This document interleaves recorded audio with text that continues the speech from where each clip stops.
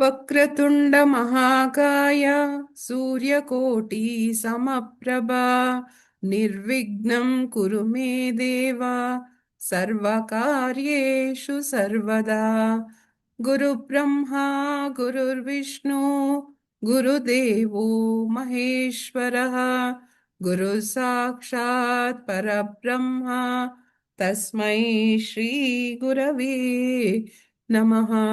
Om Shri Gurubhyo Namaha. Namaste. Team Param Vedanta extends a warm welcome for the seventh session of selected Bhagavad Gita verses for daily living. In today's session, we cover 4 verses from chapter 18. We have with us Srimati Triveni, Sri Ulla Sameria, Srimati Vani Bhaskar, and myself explaining the verses. We will have teaching quiz after each verse, which will help us not only to evaluate the extent of our understanding, but also serve to reinforce the key points of each of the verse. Sri Ullas Ameria will be moderating today's session, wherein he will introduce us to the topic and provide us deeper insights, facilitating manana after Shravana of each of these verses, in addition to answering the quiz questions on our behalf. Over to you, Ullas. Thank you, Vasumati ji. Om Sadashiva-samarambham Shankaracharya-madhyamam Asmadacharya-paryantam Vande Guru-paramparam. Om. So, as Vasumati ji said that we will get into Shravanam and Mananam, but actually the main focus of today's class will be on Nidhidhyasanam. And we are here for a very noble and big purpose. We are here to claim that we are Brahman. This is no ordinary goal. We pursue all types of goals in our life, in our material world. And those are also not very easy. But this one has a very special flair to it. Here we are trying to find our real self and claiming who we really are. So for that, we really need some good preparation. We really need to fertile our soil. Only then that seed can actually grow in that soil. Mostly we have this type of knowledge. We all kind of know theoretically that I am Brahman. I and God are not two separate things, two separate principles. We kind of intellectually know that. But we still don't have that nishtha because we have done the Shravanam. We have done some part of Mananam also, maybe quite a bit of that.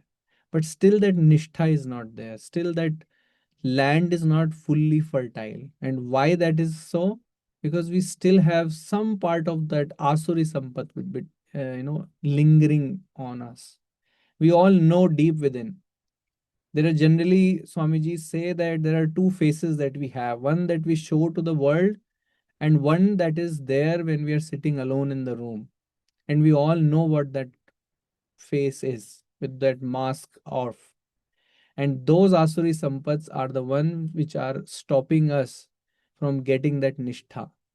If we are able to follow all the teachings of our gurus, whatever is taught in Gita also, if we are able to follow those things, make sure that we go ahead with the Devi Sampat and remove all the Asuri Sampats and all, our progress in this path will be very, very fast. That Nishtha will come very, very quickly.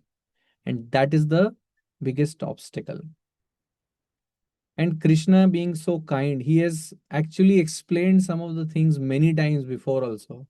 He has gone through Karma Yoga earlier many times. He has gone through Jnana Yoga also many times. Now in 18th chapter also, when he's summarizing, he's so kind, he's again telling Arjuna, and through Arjuna to us, he initially told about Karma Yoga from 41 to 49 verses.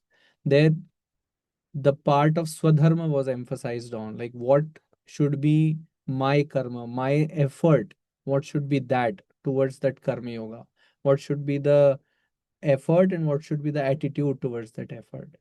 And now in today's class, we will again go through the Karma Yoga part of it from verses 56 to 62.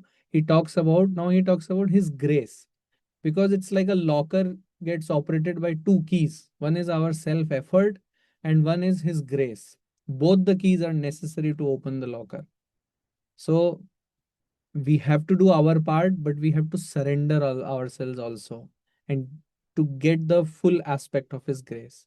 It's not that His grace is conditional upon anything, it's already there, but we need to make sure that our bowl is upside down, or is it up, it is turned properly, so that we are able to receive that.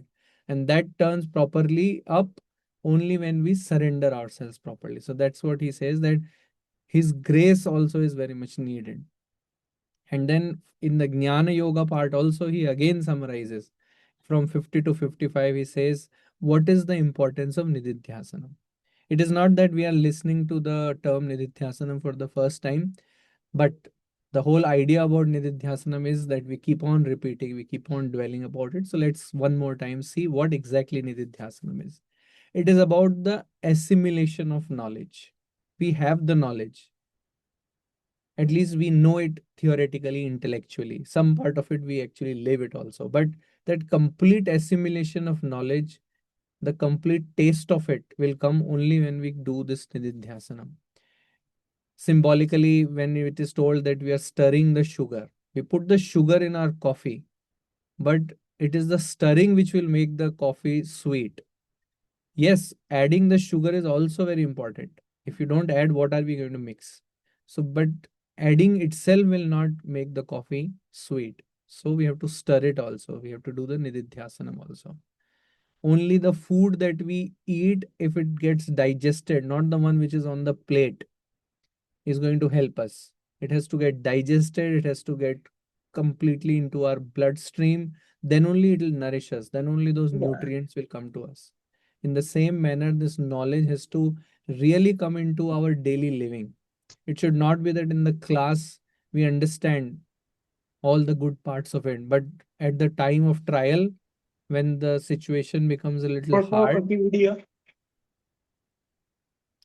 we go back to our original Asuri Sampats and all. We need to make sure that we are living that teaching. And how do we do that is we keep on dwelling on that teaching. How do we dwell? By repeated listening to it. Again and again, we listen to Swamiji's audios, we listen, read that text, we write about it in our, different WhatsApp messages or on in my own notes, and I discuss it with my like-minded people.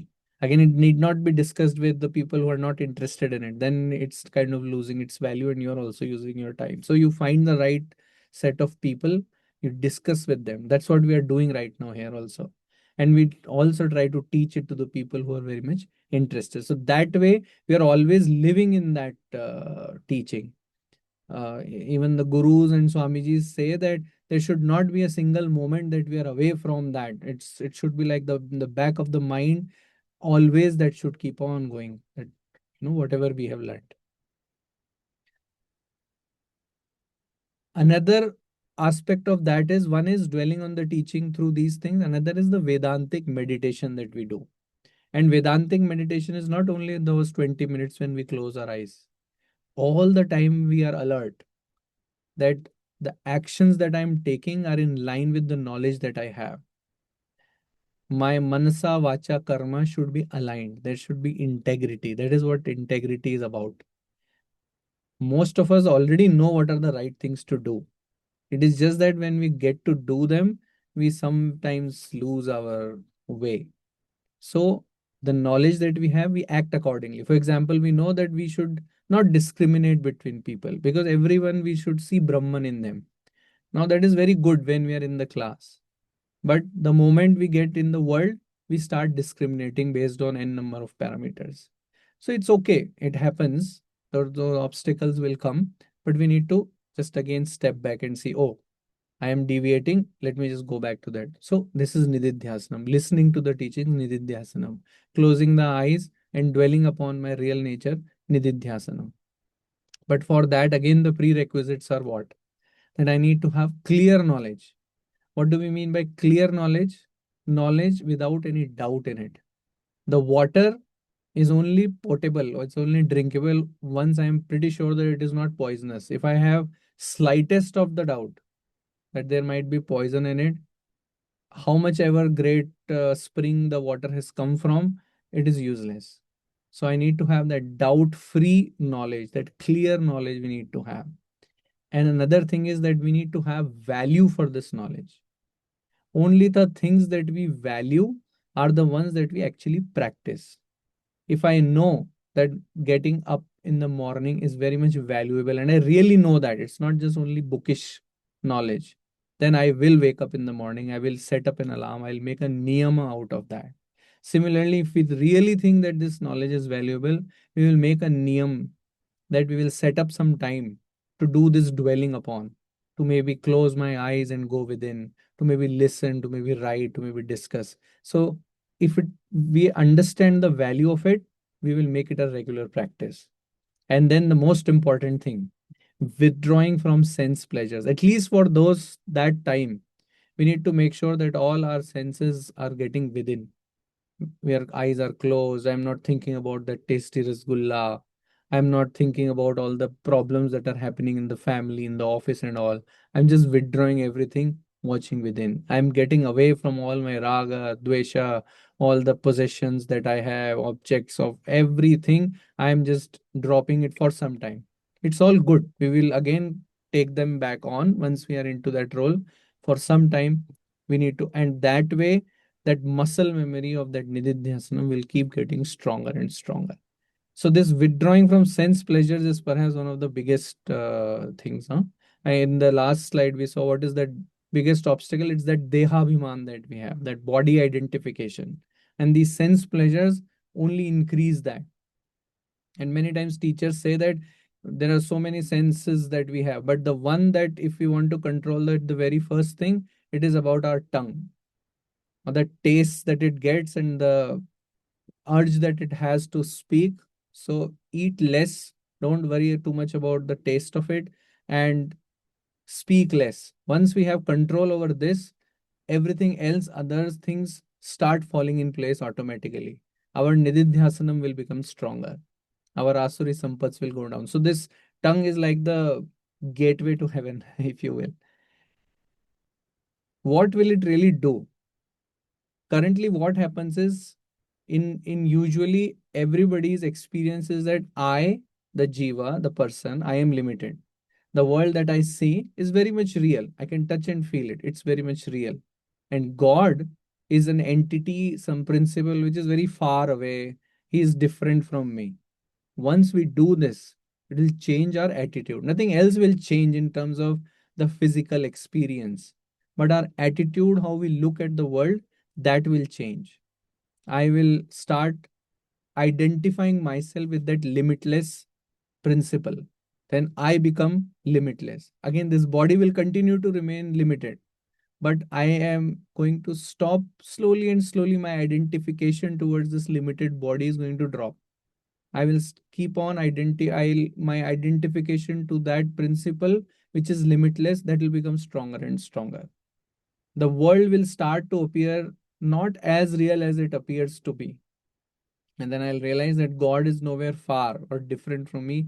I and God and Brahman, these are all just different names for the same entity.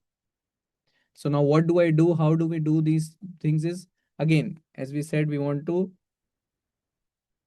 get rid of that sense pleasures, and also we find like a secluded place. We learn to enjoy our own company, because this cannot be happening in like 15 people. We are just having chit chatting. We are doing all New Year celebrations and all. We have to be with ourselves. We face our mind. It is hard, but it is necessary. And once we start doing that, because in it, Swamiji says it has double benefit. In old age, anyway, we are going to be alone most of the times. So better to practice now itself. Better to enjoy our own company. Many times we will be alone also. We should not be all the time very much worked up that, oh, I need company, I'm getting bored and all that. Enjoy your own company. Be in a secluded place. Regulate the amount we eat and sleep and talk. These are the important things. And then we drop everything. I am nobody. I am not related to anybody. For that Nidhidhyasanam time, for that meditation time, we become an internal sannyasi for those 20 minutes at least. and then we hand over everything to the Lord. Okay, whatever problems are there, whatever I need to do, whatever projects I have to run, they don't need to run in my mind. I just surrender it everything to the Lord. Now, with that free body, free mind, free senses, now I am ready to dwell on the truth. That is the practice that we need to follow. So, here, Trivedi, the 53rd verse. Trivedi, over to you, please.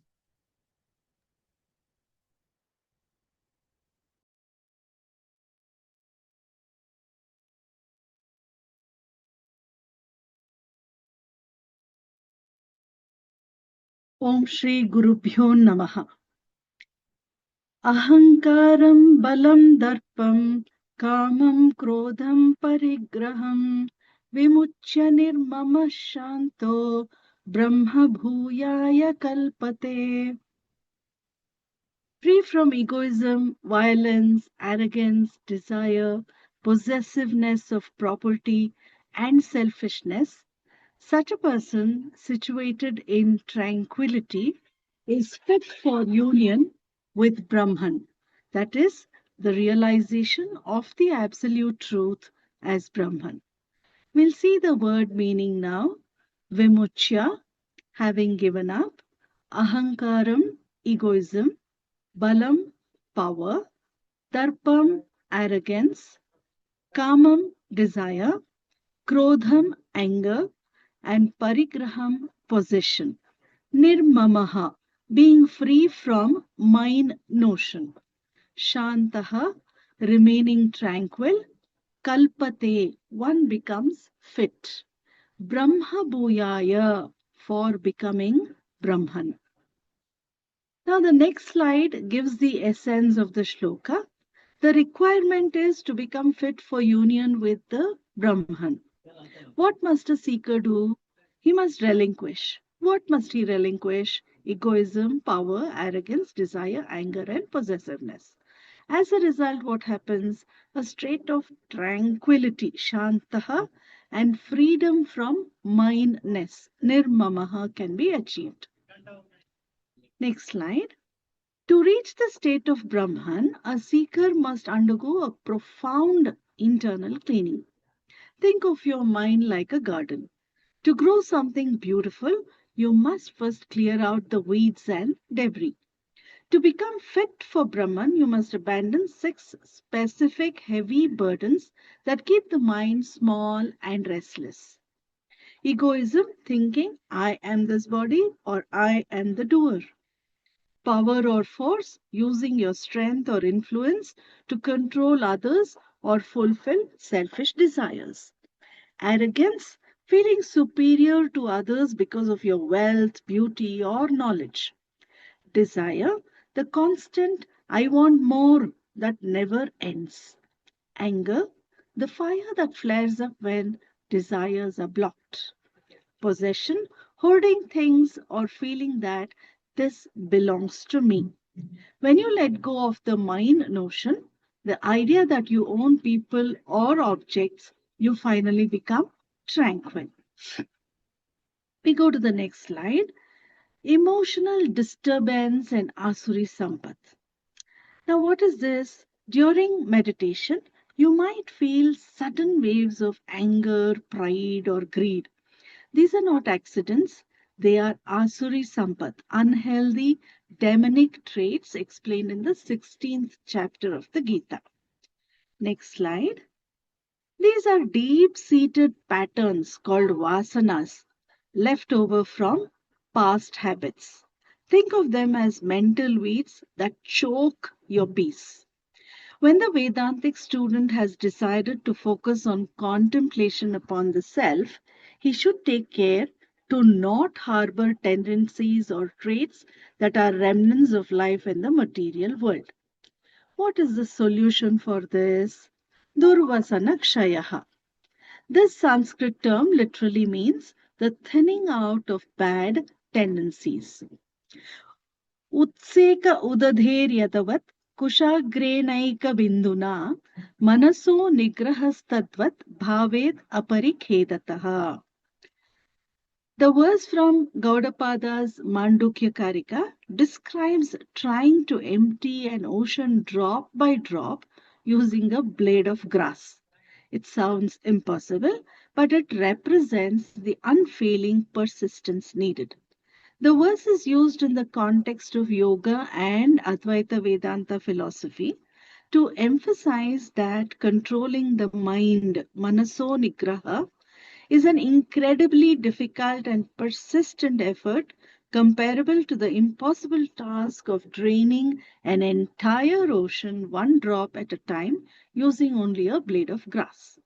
It highlights the need for immense patience, continuous practice, and the right methods, upayena, in spiritual discipline. The final part of the verse implies that such control is only possible if one does not become discouraged or weary aparikhedatah by the magnitude of the task. Now, the process, you must carefully watch your thoughts. When an unhealthy pattern, that is a weed, pops up, you weed it out by recognizing it and choosing not to follow it. Next slide, please. Now, Sri Krishna enumerates those traits in this shloka, beginning with ahankara or egoism. Egoism refers to the notion of I-ness in anything that is in the realm of Prakriti. For most people, their body is their self. For some others, it is the intellect. Even if these are temporary, they will become obstacles in meditation. A similar obstacle is the sense of mindness or mamata. Ahankara means Anatma abhimana. This is a strong identification with the body. A Vedantic student should never encourage this. Instead, he must repeatedly remind himself that the body has come from the Panchabhutas. It is a temporary gift provided for Vedantic study, not merely for sensory indulgence. After utilizing the body for this purpose, one must eventually return it to the Panchabhutas. This is why the repeated reminder of applying sacred ash is given, to signify that the body will ultimately be reduced to ash. Whether one uses ash or thiruman, that is the clay, the lesson remains the same. Do not become attached to the body. You must protect and maintain the body as a vehicle, but you must not identify with it. This dehabhimana, body identification, is what is truly called ahankara. Next is balam, which means power, specifically the attachment to power and position. This might manifest within an organization, an institution, or even the family itself. Often, an individual refuses to relinquish control even when the next generation has arrived and is ready to take over. The Shastra advises one to become a guest in your own house as you age. In this context, Balam refers to this stubborn attachment to authority. Furthermore, the word Balam implies animalistic strength and violence. The asuric force, that is the demonic force of the Rakshasas, which arises from an egoistic conviction of one's own superiority over others. While strength used for a divine purpose is beneficial, the expenditure of energy for unwholesome ends, held on to obstinately, must be abandoned. Then comes darpa, arrogance. If I have accomplished something in life, perhaps I have received awards, earned degrees, or consider myself a self-made man, I may fall into this trap. Swami Dayananda Saraswati often remarked that the self-made man is the most difficult person to deal with, as he is constantly narrating his own biography, boasting, I started from scratch and now I am a millionaire. The Shastras advise us to give up this arrogance. Darpa is the pride that makes one feel superior to others, leading to the belief that they are above the rules and can do whatever they please. Ultimately, The sense of entitlement prevents a seeker from following a disciplined regimen of meditation and spiritual practice. Kama and Krodha. Next slide. These twin words occur several times in the Bhagavad Gita as the mortal enemies of humanity. They function in tandem. Indeed, desire is the very origin of anger. Kamat krodho bijayate. When expectations, which are the essence of kama, are high, irritability increases. When these expectations are thwarted, anger or krodha inevitably follows, leading one to lash out at others. Therefore, kama and krodha must be handled together and destroyed root and branch. Parigraha, possessions and grasping. This term refers to the accumulation of possessions and the receiving of gifts. While the essential necessities of life may be accepted from charitable people to sustain the body, seeking more is greed. A seeker who accumulates in excess not only burdens himself with the karma of others, but also yields to the temptations of worldly pleasure. Vedanta values a simple life. The more possessions one has, the greater the distraction. Therefore, aparigraha, non-possessiveness, is prescribed for the spiritual student. If one cannot practice this fully in the beginning, one should at least reduce their possessions gradually, starting with something as simple as one's wardrobe. While Shankaracharya might advise taking sannyasa at every opportunity, the practical instruction is simply to reduce the burden of ownership. Nirmama, freedom from mindness. Beyond reducing physical possessions, that is aparigraha, one must also give up mamakara, or the psychological sense of ownership. The distinction is subtle. Aparigraha is the act of reducing possessions, while nirmama is the attitude toward the minimum items one must retain. Even a sannyasi has basic needs, but their attitude should be one of a trustee. One should remind themselves, everything belongs to Bhagavan. I am merely using these tools for my study. By abandoning ahankara, that is the I notion, and mamakara, the mine notion, the seeker becomes shantaha. The mind naturally settles into a state of deep, undisturbed peace. For a clear and powerful summary of this Vedantic teaching, we can rearrange the text logically as preparation, practice, and result. That is, the qualities, the Nidhidhyasanam, and the Brahma Bhoya. The seeker must remove all notions of I and mine, ahankara and mamakara, from the mind. By ensuring their surroundings are calm and free of distractions, conquering likes and dislikes, raga and dvesha, and understanding that the world is a temporary collection of names and forms, the seeker earns the reward of shanti or serenity. This is the internal preparation. Next slide. In the second part of the verse, the phrase Vimuchya Nirmamaha Shantaha describes the person who has practiced this discipline. They are now ready for resting in, which is the same as becoming the eternal essence Brahman. The practice of Nidhidhyasanam, that is, internalizing the truth, and to reach this state, one must undergo contemplation or Nidhidhyasanam. This is the process of shifting our identification from the lower I to the higher I. Disidentifying from the ego, we must learn to disidentify from our superficial personality, the ahankara. This is the inferior, changing I consisting of the physical body-mind complex.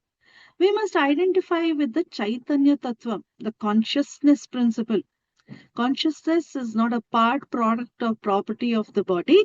It is an independent entity that pervades and enlivens the body.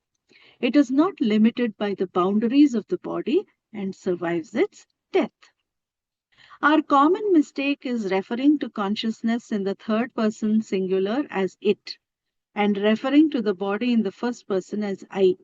In Nidhidhyasanam, we reverse this. We train ourselves to say, I am the formless consciousness. I am not limited by this body.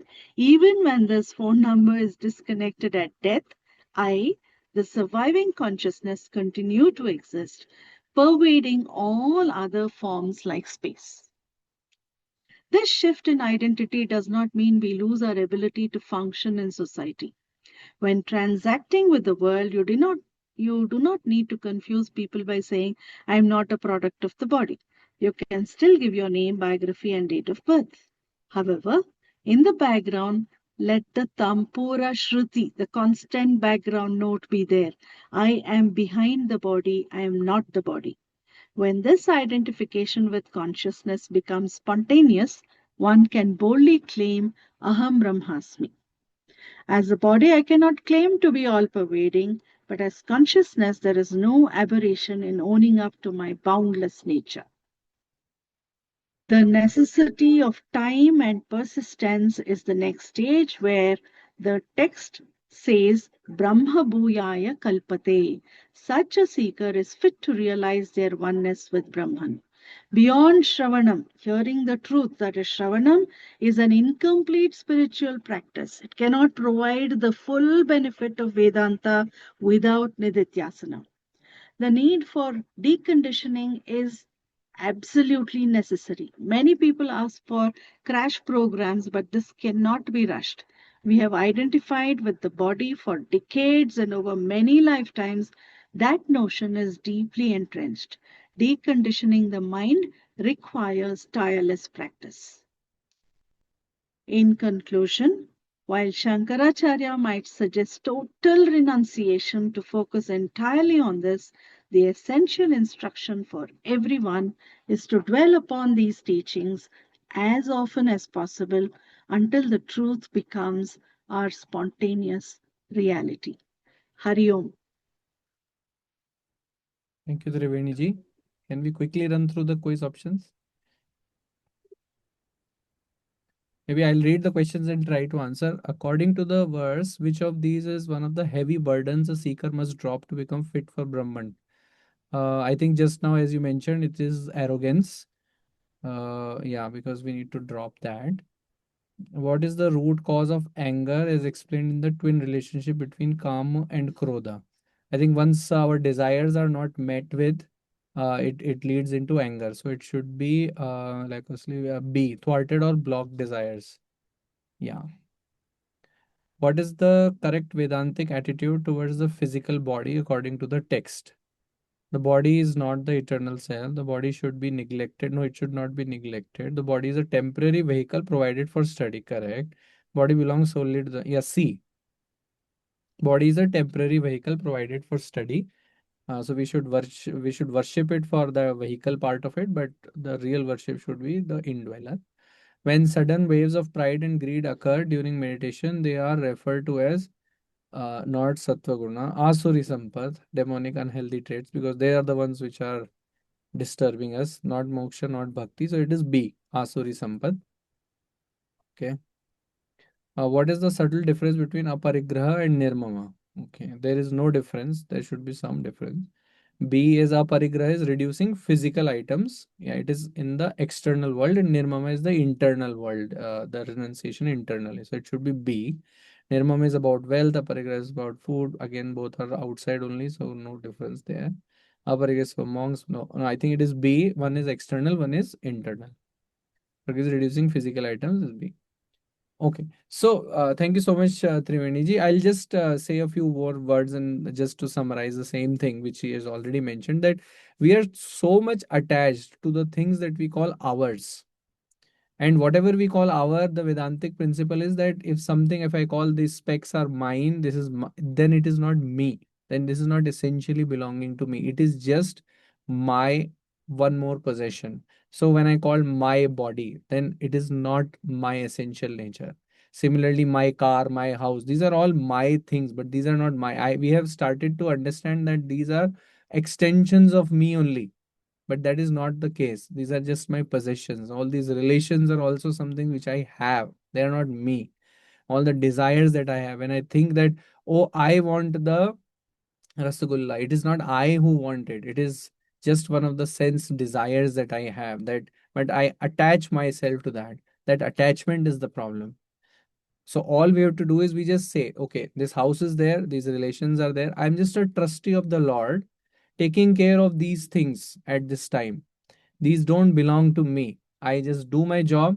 I just go in as a catalyst. I just come out. I do the job. I perform the role. I am just the actor. I perform the role and then I come back out. So that attitude, if we have, then no problems with whatever role we are dealing with. What are the signs of this realized person who does that? Now he's very equanimous. He's not grieving. He doesn't have any desires, any binding desires at least. He has the desire only the highest one. He doesn't discriminate. He's equanimous. He's treating everyone also equally. All are equal because all have the same indweller in them. The superficial differences don't matter. Doesn't bother about praise or censure. Many times we become so happy with the praise and so sad with all our censures and all. He's always calm. That Shanta thing that we talked about. He's not feeling the lack because everything is so abundant. Everything is Purna. Lack is only when I'm Apurna, then I want more to become Purna. If I am already Purna in my understanding, then no issue. And now, once the cup is overfull, it is not the desire of the cup to actually flow out. When the abundance is there, you cannot but flow. So that's what Swamijis do. Why they have so much of compassion? It is not that they are trying to be compassionate. They have so much compassion that it just flows out. So that is the sign of a realized person. And then the reduction of FIR also happens. I am less frequently becoming all those Asuri Sampats are, troubling me with lesser intensity. I recover very quickly. And this is the highest form of bhakti. So now let's come to the next important verse that we have. It says, Bhaktya mam vijanati yavan yah cha asmi tatvatah tato mam tatvato jnatva vishate tadanantaram. Bhaktya, with that bhakti, what will happen? He will know me. Who am I? How am I? The actual true sense, tattvataha, he will know. Tato mam tattvato jnatva. Knowing all this, my real nature, he will vishate tadanantaram. Anantaram. Antar means there is a difference. Anantaram means no difference. Quickly, instantly, he will enter into me. We'll see what the exact meaning is. Just the whole meaning, it says, through bhakti, one knows me truly, who and how much I am. Completely. The essential, the tattva he knows. Then, having known me truly, he enters me immediately. So, bhakti we have seen in other chapters also. And Swami Param has mentioned many times that bhakti does not mean just chanting Lord's name and doing that puja only. Bhakti is a very broad thing. It is not a separate sadhana. The Karma Yoga, Upasana Yoga, Jnana Yoga, Puja, meditation, all these things come under bhakti only. It is just a different flavor of bhakti that we have. So here the bhaktya, when he says using bhakti through bhakti, he is specifically talking about that Vedantic meditation that we just talked about, in which we are dwelling upon that teaching. So once I have dwelt completely upon that, I know my essential nature, I know his essential nature, my essential nature, it's the same thing. So by that, he gets to know me completely. And knowing truly means being one with him, not knowing as Trivenji mentioned, like not knowing a third person singular. It is the first person, knowing it like that, then we get that nishtha. Once I know that, then I know with that nishtha.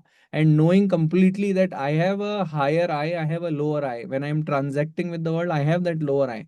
It is not that all the time I am just like madly being there. So I have that differentiation also. In chapter 7, we saw that there is a para and apara self. I know, and I know when to use what. And vishate here, entering is not something which is happening in some space or time. I'm going beyond space and time. It is just like a prince knowing that I am a prince now. So it doesn't take time. It doesn't take some time of a travel. So enters here just means like a merger happening. Like when a dreamer wakes up, there is nothing like some loud bang is happening. And it's a very silent. It's very quick. It is instantaneously he knows that, oh, that was a dream. So for us also it should be just that merger. Once we have dwelt in this Nidhidhyasanam thing, we will very quickly, instantly will realize, oh, I am actually Brahman. What am I? What have I been thinking myself to be, that limited being? But we do get doubts. We do get that inferiority complex. Oh, I am going to really think that I am not this body. It is great. Swamiji is able to think that. But I really, I have so many other things to do. This teaching kind of makes sense, but really, can I really drop that body identification? These doubts do come to us. And more, what happens is like Shravanam is okay. Teacher is telling, I am there listening, almost kind of, it is a half active, half passive job.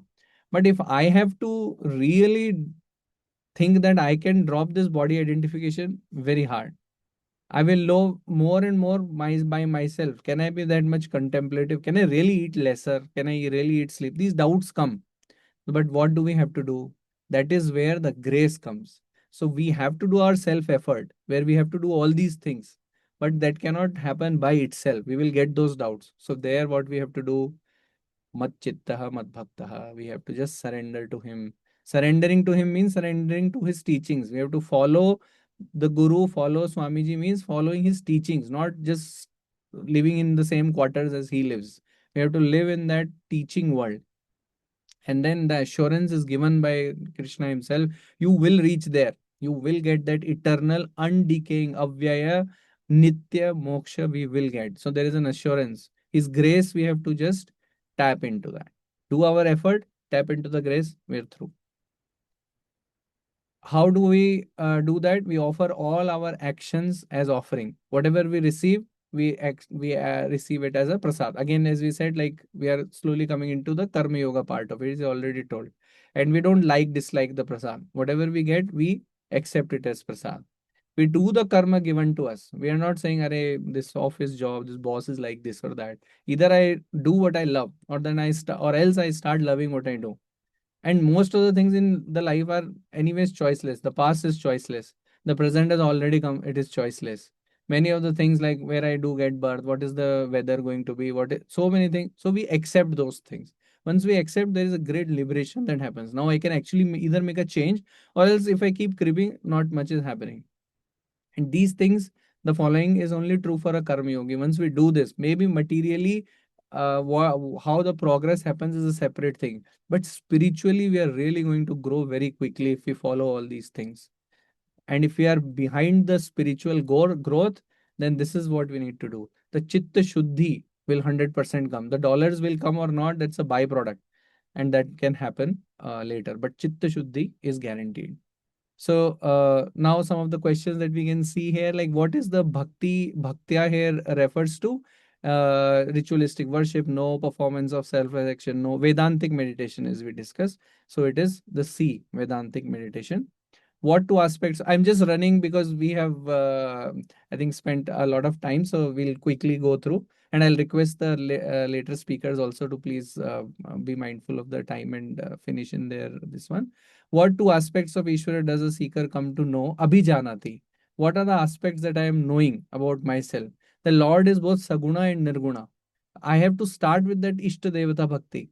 But then I have to realize that the Nirguna one is the superior one. So here the B option is the one that is correct, because here it says Nirguna nature is superior instead of between the Saguna and Nirguna. What is the true meaning of entering into or merging with Vishate as described in the verse? Is it a physical journey? No. It is attainment of a mystical ecstatic union? No. It is dropping of the ignorance based notion. It is dropping that I was dreaming. And it's a notion. It is just an attitude shift between individual and the whole. So it is C. Yeah. So, Variji, please take us to verse number 15. Let us please make sure that we follow our timelines. Thank you. Hari Om, Shri Gurubhyo Namaha. So here we have seen Shri Krishna has spoken about Karma Yoga in Bhagavad Gita several times and in different angles. In this chapter also, we have seen Krishna has spoken about Karma Yoga in the previous verses, where the emphasis was on Swadharma, that is, doing one's own duty according to one's dharma. And here in the 56th verse, Shri Krishna discusses about Karma Yoga from a different angle. Here he says, success in Karma Yoga not only depends on your effort, but it also depends on Ishwara Anugraha, that is the Bhagavan's grace. So Purusha Prayatna that is an individual's effort, and Ishwara Anugraha are like two wings of a bird. Just as a bird needs two wings to fly, the spiritual growth in an individual needs both Purusha Prayatna and Ishwara Anugraha. So in this portion of Bhagavad Gita, Ishwara Anugraha is highlighted. The 56th verse says, Sarva karmanyapi sada kurvano madva pashreyaha mat prasadat avapnoti shashvatam padamavyayam. So the meaning of this verse is, if one does all actions depending on me, he attains eternal and changeless goal by my grace. So here mat prasadat is the grace. So that is emphasized. And in the next verse also, chetasa sarva karmani Mai sanyasya matparaha buddhi yoga mupashritya matchitta satatam bhava. So matchitta satatam bhava means you have always have me in your mind.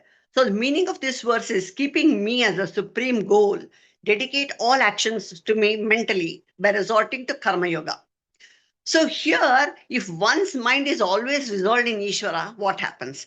This is discussed in the next verse, that is the 58th verse. So it says, Matchitta sarva durgani mat prasadat tarishyasi atachetvam hankarat nashroshasi vinangshasi.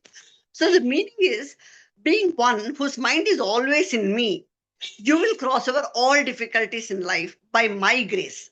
If because of your ego you do not listen to me, you will perish. So here, Karma Yogi is one who has Ishvara-centric life, and he has his mind on Ishvara always. In the second chapter, Krishna has said, Yogastha kuru karmani sangam tyaktva dhananjaya siddha siddhyo samo bhutva samatvam yoga uchyate. So here Krishna defines Karma Yoga as samatvam yoga uchyate. So that is equanimity or samabuddhi. The Karma Yogi has samabuddhi, samatvam or equanimity. So he enjoys a calm, relaxed and a balanced mind. And he embraces success and failures equally. This inner quality of samatvam helps him to think properly with vairagya, viveka, and is able to learn from every experience. So whether this person is a karta or a bhokta, that is a doer or an enjoyer, he will learn from every experience in life. And due to this, he gains maturity and grows spiritually and discovers that self-knowledge is the only solution to human problem of self-ignorance. When we consider a disturbed mind, he cannot learn anything from any experience. This Karma Yogi learns from every experience, whether it is pleasurable or painful. Here Krishna says a painful experience has two benefits. One is it exhausts the past karmas, that is the prarabdha karmas, and the other one is it educates the person through that experience. Generally, if a person has painful experiences, he blames the planets. But the Shastra says they are Jnana Karakas, they are givers of knowledge. A person can learn from these painful experiences only if he has samatvam. That is, he must be a karma yogi. He must have a samabuddhi or equanimity. So coming to the 58th verse, it says Matchitta. Matchitta means keeping me, the Lord, in the mind always. So no matter what action you are doing, you have me in your mind, the Lord says. Durga means obstacles. So here it is not goddess Durga. It means obstacles which are difficult to cross. For example, a mountain peak or a narrow passage which is difficult to negotiate. It is something which can be traversed with great difficulty. So Sarva Durgani means all the obstacles which are difficult to cross. So the obstacles can be Adi Daivika, Adi Bhautika or Adhyatmika. So Adi Bhautika is disturbances from people and animals. Adi Daivika is disturbances from natural calamities or disasters. And the Adhyatmika is disturbances from your own mind or self. So Durgani is an obstacle. So Adi Shankara in his Bhashyam says, these are the causes of samsara. So samsara means what? It is emotional disturbances like worry, anger, fear, anxiety, attachment, etc. So naturally, all these obstacles are obstacles to moksha. So whatever is an obstacle to moksha is samsara, and whatever is cause of samsara is an obstacle to moksha.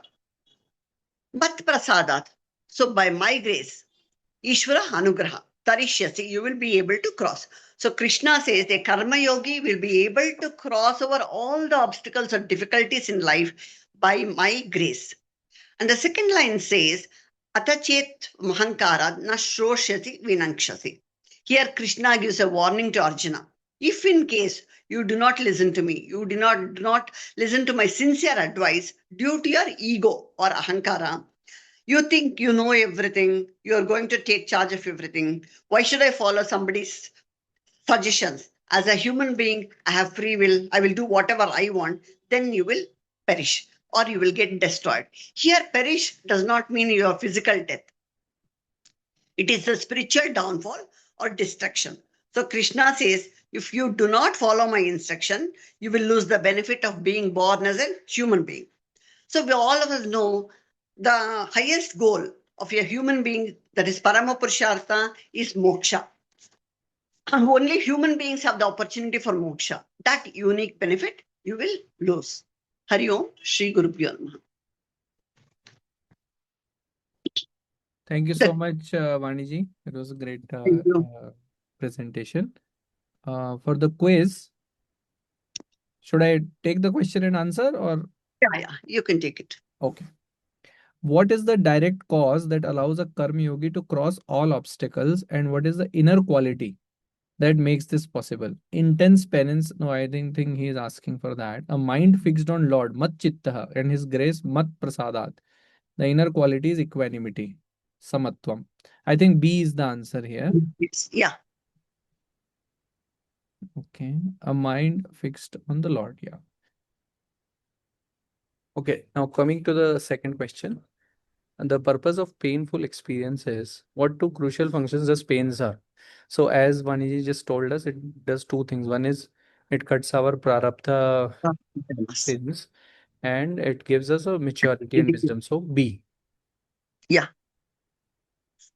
Okay, yeah. Then the next question is, what is the specific grave consequence of refusing the path of karma yoga out of ego? As one in the, as he said, vinangshasi. We will, so it is not just a physical annihilation or death or material hardships. It is the spiritual destruction, losing the unique human birth's opportunity. Human birth is very precious, which we have received not for accumulating physical wealth and all. It is for the spiritual growth. So that is the thing he has warned us against. So C it should be, I think. Yeah. True. Yeah. Thank you. Thank you. Thank you so much, Maniji. So as far as obstacles are concerned, we have seen that they will come. It is not that suddenly once we have done Nidhidhyasanam or the Shravanam Mananam, the world is going to spin differently for us. The health will also go bad. Our boss, spouse, neighbor still are going to remain the same. All these obstacles will come, Adi Devik, Adi Bhautik and all. Even it is said that the bigger the cause, the better the cause, the more we advance, obstacle size also becomes bigger and bigger. It becomes harder and harder. That is like, once we go in, even in video games also, if we go from stage 3 to let's say stage 8, the obstacles in stage 8 becomes harder and harder. So that is only an indication that we are growing. So we should not curse that, oh, my obstacles are increasing. It should be like a blessing. Oh, wow. It is only if my obstacles are reducing that I'm maybe going down. So obstacle increasing is not a problem. Our direction should be right. That is the whole thing. And we have to have that, what Krishna says is that you just think that my grace is going to fix all of it. He's assuring us. So there is nothing more, higher than that. Karma we have to do. There is no option. He says like we have to blink our eyes. We have to do all those things. So why not just choose what we like to do? It is better to do according to our swabhava, according to our nature, because otherwise something or the other we have to do. Even a jnani cannot go against his swabhava. If he is very rajasic kind of personality, then even if he is in some other secluded place, there he will find something to do in a rajasic manner. So we should also do things according to our nature, not just to earn money and all, but what our nature is. If we don't do that and we think like we will be fine, then we are just only doing it out of delusion. So that is his message. Basmati ji, please explain the 61 words. Yeah, Thank you. verse 61 goes like this. Ishwara sarva bhutanam hriddeshe arjuna tishtati brahmayan sarva bhutani yantrarudani mayaya. The Tatparya goes like this. O Arjuna, the Lord resides in the heart of all beings, revolving all the beings through Maya as though they are mounted on a machine. Next slide. We'll skip the next slide because we have heard the other speakers talk about Karma Yoga. Next slide, please. In the backdrop of Karma Yoga, next slide. In the backdrop of Karma Yoga, let us see what Lord Krishna says in this verse. He says that the original residence of the Lord is our heart, own heart, which is otherwise called the mind. Krishna says, Hey Arjuna, Ishwara Sarva Bhutanam Hriddeshe Tishtati. Lord Krishna says Hridayam because, according to the scriptures, Hridaya is the place of the mind. The Lord is there in the form of Sakshi Chaitanyam, in the form of witness consciousness. Witness of what? The witness of the presence of thoughts as well as the absence of thoughts. Every thought is known by me, and even the absence of thought is known by me. Satyam Gnanam Anantam Brahma. Next slide, please. Then the question might come whether the Lord resides in the heart of only Mahatmas and Gnanis. Krishna says, no. Lord resides in the heart of everyone. Sarva Bhutanam Hriddeshe. Whether one is a saint or a sinner, a criminal or a scholar, in everybody's heart, the Lord is there. The only difference is in the case of a saint, he has a purified mind. He has purified his mind. And therefore, Lord's presence is more manifest. Whereas in the case of people whose minds are full of impurities, Lord is not absent, but Lord's presence is not manifest. It's like the old gold and the gold that has been refurbished, which has extra shine. There is no difference in the gold per se, but in one place the gold is manifest because it is clean, in the other it is not. Next slide, please. He says, Sarva Bhutani Brahmayan. The Lord enlivens all the living beings, remaining the heart. By enlivening, we mean the Lord lends consciousness because the physical body by itself is inert principle. It does not have a life of its own. The body is decaying matter. The mind does not have consciousness of its own. The sense organs are also made up of subtle matter, and all these material vestures are now live and sentient because of borrowed consciousness. If they enjoyed borrowed consciousness, there must be somebody to lend. So Krishna says here, the one who lends consciousness is called Atma. It's beautifully said in Kenopanishad, Shotrasya Shotram, Manaso Manoyad, Vachoha Vacham, Sa you, Pranasya Pranaha. Eye is eye because of consciousnness, ears are ears because of consciousness. And if that consciousness or life is absent, the ears are there, but no hearing. Eyes are there, but no seeing. Next slide, please. Sarva Bhutani Brahmayan. Here, Bhutani means Stula Sukshma Sharirani, which are Jada by themselves. And how does the Lord activate? An example is given here, Entra Rudani Mayaya, like the dolls which have been activated by a machine or a battery. Similarly, the bodies are activated by the Lord. But here a doubt may come. Once we give the puppet example, Swamiji says, one may misunderstand. If all of us are puppets and Bhagwan is making us active, who must take the responsibility for all the bad karmas that are done by the individuals? Bhagwan is only making the thief do the thievery. Then who should be imprisoned? Doubt will arise, Swamiji emphasizes. Next slide, please. Swamiji finally says that it's analyzed elaborately in 11th chapter, Nimitta Matram Bhavasavya Sachin. We should remember this. Bhagavan is only lending general life or consciousness to us, but the type of action that we do is not determined by Bhagavan, but it is determined by our free will only. And the example that we give here is like a petrol in the car. The petrol energizes the car and gives the power to the car for its running. But petrol does not determine the direction of its running. It is determined by the driver. Bhagwan is not the driver. Bhagwan is like the petrol who enlivens, but Whether I should do good actions or bad actions, I should decide. Therefore, Bhagwan is called Samanya Karanam. Our free will is called Vishesha Karanam. So this verse is talking about Bhagwan as the Samanya Karanam. He's like the petrol which enlivens all the vehicles. And how does Bhagwan do all these things? Maya, because of his Maya Shakti. Bhagavan is not able to create all the world and the body. He's not only able to create all the world and all the body, but he's able to enliven also because of his Maya Shakti. Thank you. Can we move on to the quiz, please? Choose the right answer. How do you convert karma to karma yoga? A performance should become an offering to the Lord. Yes. Our work should be done sincerely and wholeheartedly. Yes. Yeah, it should be wholehearted offering. Our work should be done cheerfully. I think it is all of the above. Yeah, yeah, that's true. Yeah, can we Yeah, okay. move on to the next question? Choose the right answer. Sakshi Chaitanyam, that is witness consciousness, witnesses only the presence of Only thoughts, presence only of thoughts, thought, only the only absence of absence of thoughts. thoughts. Both presence and absence of. Yeah, it is both present and absence. Yeah. That's the witness conscious. Move. Okay. Next question, please. Say true or false. Krishna says the Lord resides in Hridayam because according to scriptures, Hridaya is the place of the mind. Correct. That is correct. Yeah, true. Next question, please. Sarva Bhutani Brahmayan, the Lord enlivens all the living beings, remaining the heart. By enlivening, we mean The Lord lends consciousness. Lord gives us long life. No, Lord gives us happiness. Yeah, Lord gives makes.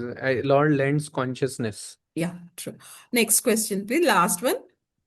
Say true or false. Bhagavan is called Samanya Karanam or free will is the Vishesha Karanam. True, true. As you just mentioned, yes. Yeah. Thank you. Thank you, Vasumati ji, for a great presentation and quiz.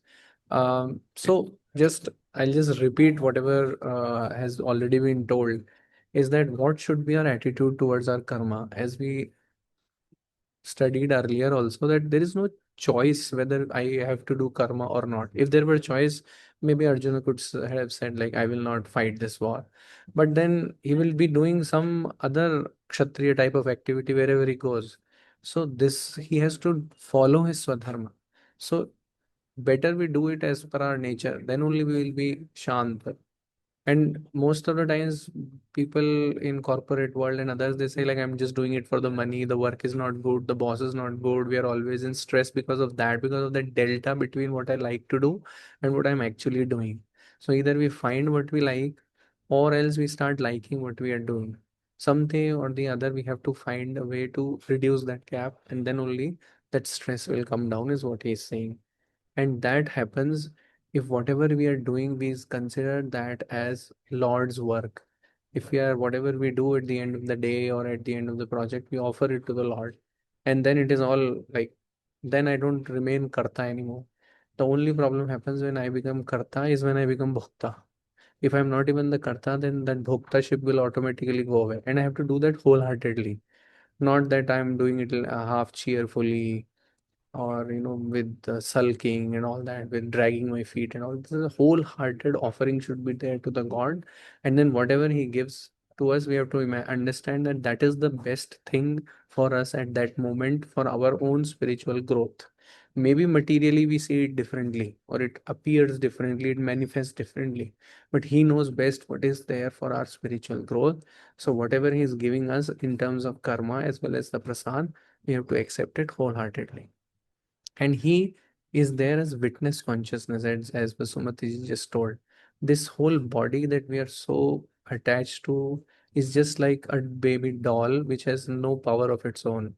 Only if the battery is there, only when that switch gets on, is when that doll becomes of any use. It even excites even a kid. And we are so much engrossed in this body. We have to get engrossed in that enlivening principle. It is just with his Maya Shakti, the Lord is making us believe that, all this I am doing, but it is He who is doing that. As was the discussion about the petrol in the car. The petrol in all the cars is the same. Many times we become so fatalistic also, that where is the free will? The same petrol operates all the different cars, but they're all going in different directions based on who is the driver. We all is living in different bodies. He is living all the bodies. But that Sukshma Sharira in us, that Jiva is that driver is still there within us. So we can decide what self-effort we put in. His grace is always there. So we can decide whether I want to surrender or not. All that is dependent upon that driver. Otherwise, we would think like, anyways, it is all he is doing. What is there for me to do? This whole class is of no use then. The whole purpose here is that am still the driver. I still have the free will. What do I have to do with that free will? I have to do my Nidhidhyasanam. I have to do my karma wholeheartedly. I have to do my bhakti. That is how I enter into his domain. That is how we will get that undecaying eternal moksha. In the next class, we will see that he will become like how a true teacher has to be. He is not going to command what to do. He is only educating. A great teacher is only making the student equipped to take the right decision. He is not taking the decision for the student. He will say, Maya, whatever has to be told, I have told it to you. Now you make your own decision. So that, and that is true for ourselves also. We should not do it just because somebody told us to do that. If we do it out of our own decision making, then good or bad consequences, we are not going to blame someone else. We are not going to regret that. So Arjuna also is being will be asked to take that decision by himself. Now he's been told why he should do something and what is good, what is bad. Everything has been told. Now it is be his decision. So that is what is up to us also. What are we going to decide?